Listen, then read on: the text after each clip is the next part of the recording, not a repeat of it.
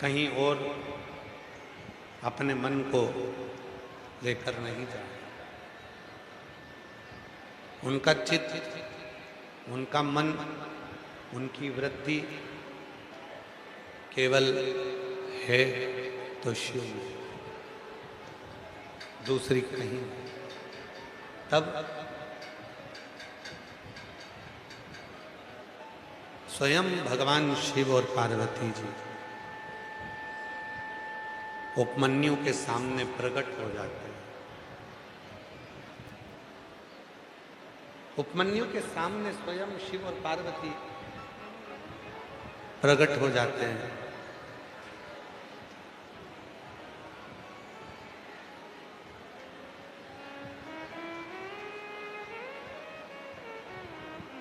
और प्रकट होकर स्वयं शंकर पार्वती जी ने उपमन्यु को दर्शन देकर सारा वैभव, सारी संपदा सब तुम्हारे भवन में रहे, कुछ खाली ना हो। पाशुपत व्रत, पाशुपत योग,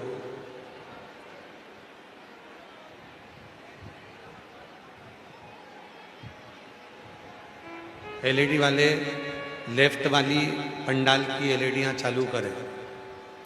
एलईडी वाले लेफ्ट वाले पंडाल की एलईडियां चालू करें। उपमन्यु को भगवान शिव ने, उपमन्यु को भगवान शंकर ने दर्शन दिया। पाशुपत व्रत, पाशुपत योग और पाशुपत व्रत के नियम भगवान शिव ने उपमन्यु को बताया। उपमन्यु को उसी उपमन्यु के पास में भगवान स्वयं कृष्ण, उसी उपमन्यु के पास भगवान श्री कृष्ण ने जाकर उपमन्यु से संतान की प्राप्ति का एक बिंदु शिव की आराधना करना प्रारंभ। शिव महापुराण की कथा कहती है,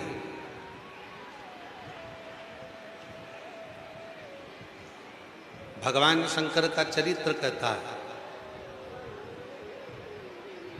33 कोटि देवता, तुम किसी भी देवता का व्रत कर लो, चतुर्थी का व्रत करा, पंचमी का व्रत करा, छठ का व्रत करा, सप्तमी का व्रत करा, तीज का व्रत करा, दूज का व्रत करा, पूर्णिमा का व्रत करा, अमावस्या का व्रत करा, सोमती का व्रत करा, तुम किसी भी व्रत को कर लो, चाहे रविवार का व्रत, सोमवार का व्रत, मंगलवार का व्रत, गुरुवार का व्रत, शुक्रवार का व्रत, शनिवार का व्रत, किसी भी देवता का व्रत कर लो, किसी भी देवता की आराधना कर लो, पर पृथ्वी पर अगर उस व्रत की सफलता का फल कोई देंगे तो वो देव अधिदेव महादेव ही देंगे।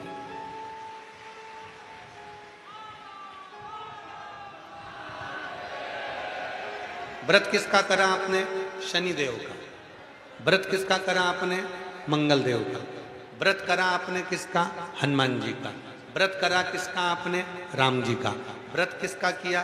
कृष्ण जी का। व्रत किसका किया? देवी जी का। व्रत किसका किया? देवता का।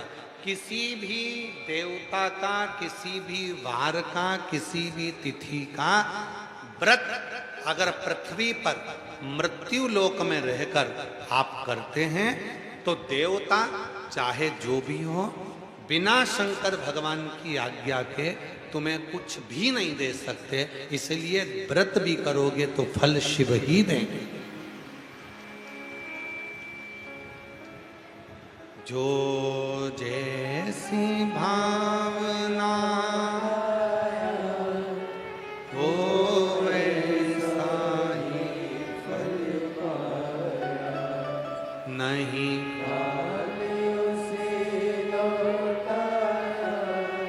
वो मन ही और कर दिया माला माल काशी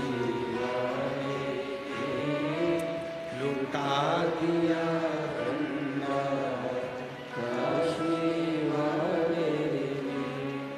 लुटा दिया भंडार काशी वाले ने, लुटा दिया भंडार काशी वाले ने, कर दिया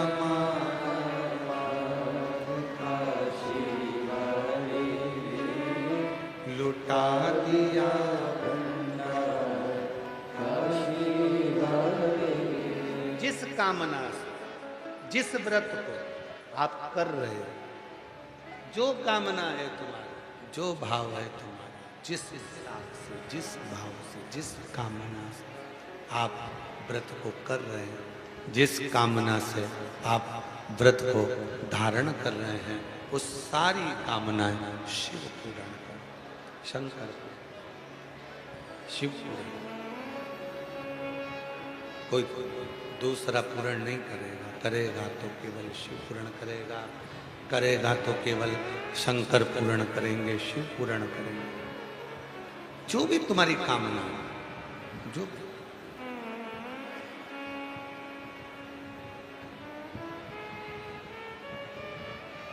सनकादि ऋषि चारों की चारों भगवान शंकर दक्षिण मूर्ति बनकर बैठे थे, एक गुरु के रूप में।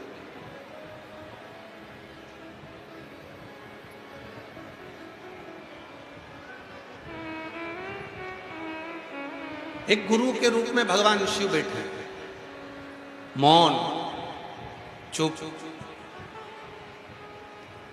सनकादि ऋषियों को मन में संशय था, चले। और शिव महापुराण की कथा कहती है कि जिंदगी में यदि कोई संशय आपकी जिंदगी में है, तो उस संशय को लेकर आप, कोई समस्या को लेकर आप, कोई तकलीफ को लेकर आप जब हाथ में पानी का लोटा भरकर, जल भरकर अपने घर से निकलते हो, और वो जल का पात्र, जल का लोटा जब शिव मंदिर में प्रवेश करता है, उसी समय पर वो जल जो तुम्हारे घर का है, जो पूरे घर में जो समस्या है, वो जल के भीतर उसकी तरंग आ जाती है।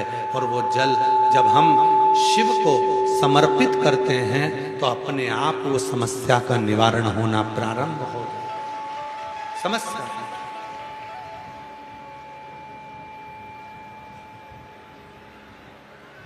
अच्छा, ट्रेन में बैठे हो,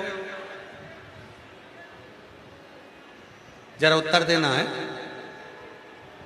बलिया की जीजियों और बलिया के जीजाओं, बेटियों, बेटाओं, मेरे बुजुर्ग माँ बाप, जरा उत्तर देना। ट्रेन में बैठे हो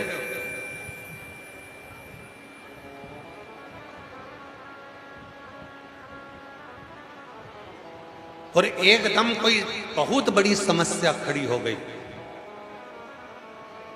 क्या करोगे? कोई हल नहीं मिल रहा और ट्रेन को रोकना है। आगे जाओगे तो समय लग जाएगा इंजन में जाकर बोलने वालों को। क्या करोगे? ट्रेन में एक चेन लटकी है, उस चेन को पकड़कर खींचा। ट्रेन पकड़कर जैसी, ट्रेन को रोकने के लिए चेन पकड़कर जैसी खींची, हाथ में चेन पकड़ी और ट्रेन रुकी।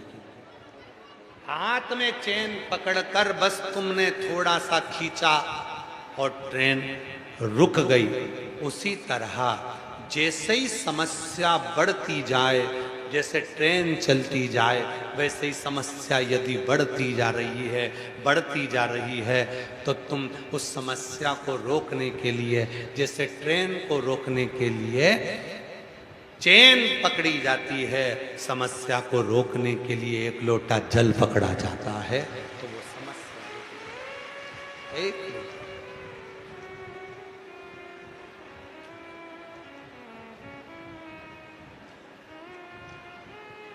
वही समस्या, बड़ी समस्या है। समस्या में ग्रसित हो गए। उस समस्या को रोकना, उस समस्या को समाप्त करना, उस समस्या को कम करना। क्या करें? ट्रेन को रोकने के लिए चेन पकड़ना जरूरी है, और जब हमारे घर की कोई समस्या है, हमारी कोई परेशानी है, उसके लिए एक लोटा जल पकड़ना। एक बोल बम का नारा है, सारी समस्या का हल। अपने जीवन की दुखों को मिटाने के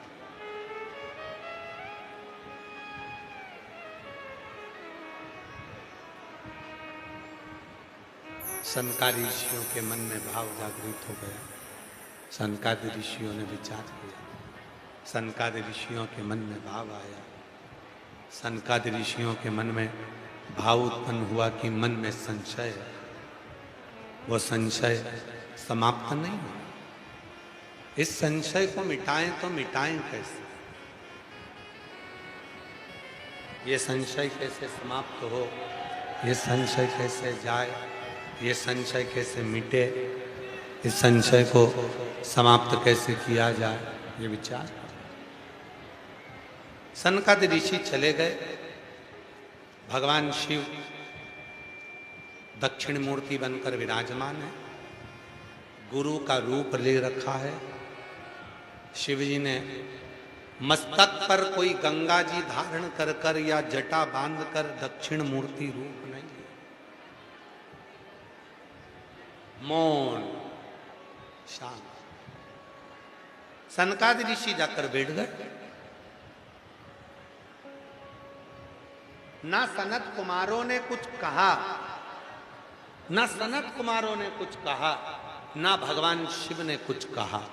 सनत कुमार चारों की चारों भाई जाकर बैठ जाते हैं, और भगवान शंकर दक्षिण मूर्ति बनकर विराजमान, नेत्र बंद है, मौन है, शांत हैं, स्मरण में डूबे हुए हैं, और सनकादि ऋषि उनको केवल निहार रहे हैं। सनकादि ऋषि उनको केवल देख रहे हैं, सनत कुमार केवल उनको देख रहे हैं, सनत कुमार केवल उनको देख रहे हैं, केवल कुछ नहीं। शिव पुराण कहती है मान लो, शंकर भगवान की कथा कहती है मान लो। यदि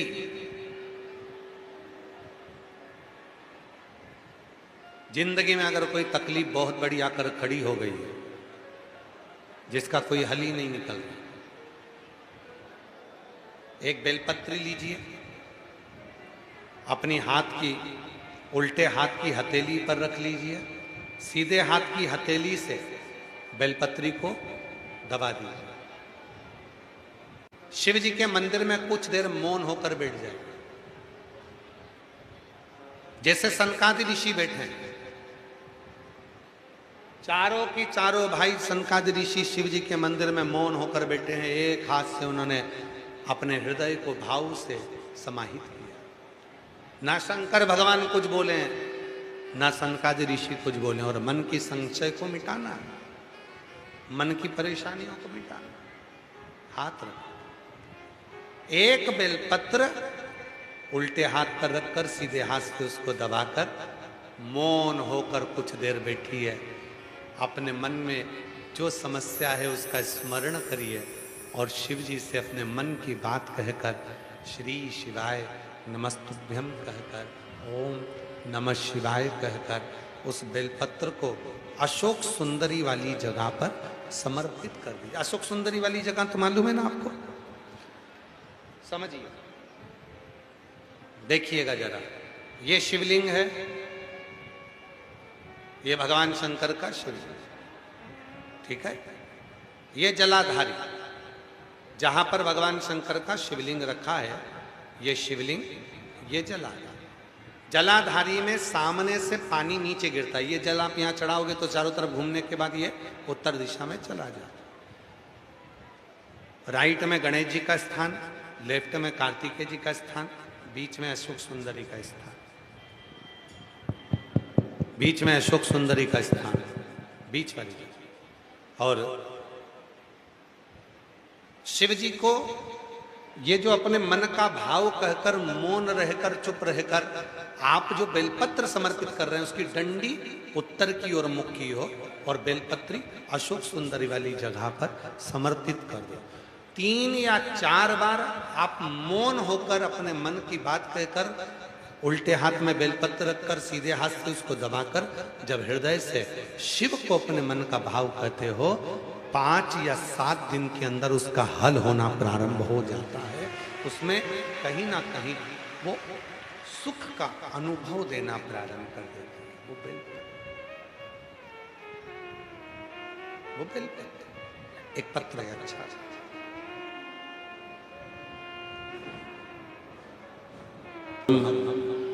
शिव को एक बेलपत्र भी समर्पित करते हैं तो शिव गुरु के रूप में हमारे जीवन में आकर हमारे दुखों को समाप्त करना प्रारंभ कर। इसीलिए शिव जी का एक नाम दक्षिण मूर्ति है।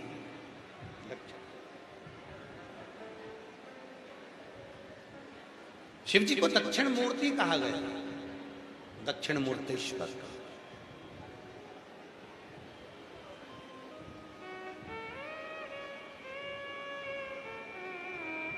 एक प्रसंग आता है बड़ा सुंदर।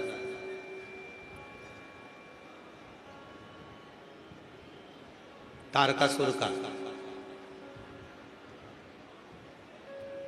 जिस समय पर तारकासुर ने संपूर्ण ब्रह्मांड में अपना राज्य कर लिया था,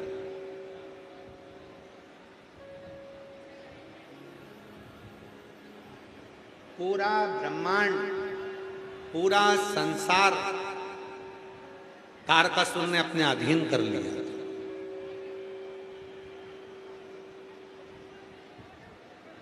ब्रह्मदेव से वर मांग लिया था, ब्रह्मा जी से वर दो मुझे, अगर मैं मरूं तो शिव जी के पुत्र के द्वारा मैं ये वर प्राप्त कर लिया। पर तारकासुर के मन का एक भाव था कि मैंने ब्रह्मा जी से वर जरूर मांगा कि मैं शिव के पुत्र के द्वारा मरूं, और ब्रह्मा जी ने तथास्तु भी कह दिया है, पर समझ में ये नहीं आता कि देवताओं को तो श्राप लगा है कि तुम्हारे घर में संतान नहीं है। ये देवताओं को तो श्राप है ना कि उनके घर में संतान नहीं होगा। देवताओं को तो श्राप लगा कि उनके घर में औलाद नहीं होगी, संतान नहीं होगी, संतान की प्राप्ति नहीं होगी, संतान का सुख नहीं आएगा। और ये श्राप किसने दिया था? पिपलाद, पिपलाद की मां सुवर्चा, कि मेरा बच्चा गर्भ में है और देवताओं ने अपने हित के लिए मेरे पति को मार दिया।